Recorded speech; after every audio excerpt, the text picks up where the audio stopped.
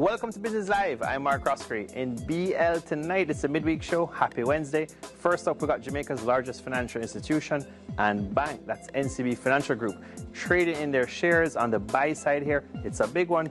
A good sign of confidence if you're a shareholder in NCB. Once you see corporate action items this size, that's a good sign. A connected party here buying up 4.453 million shares. A lot of money there on September 13th, 2021 in NCB. It's a big time trade.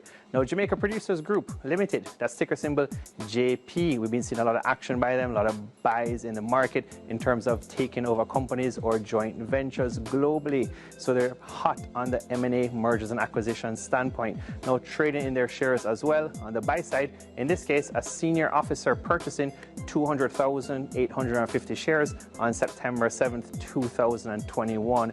Now some earnings coming out now. Not as well as we would have expected, but it's a challenging time in the marketplace for Pharma Jamaica Limited. So the pharmaceutical company coming out with third quarter financials, faltering a bit, down 14% on their earnings. The expectation has been big for big pharma, similar to food manufacturers and food distributors. So we expected them to do a bit better here, but we understand it is a pandemic and COVID-19.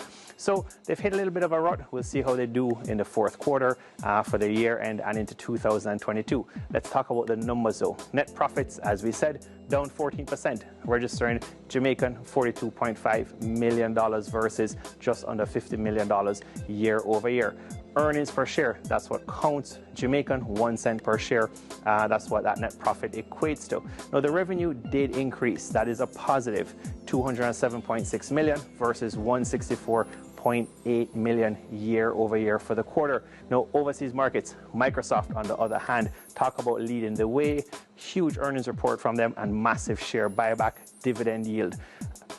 Share buyback here, $60 billion planned buyback by Microsoft. They got that cash on the balance sheet. It's a perpetual buyback program by the company.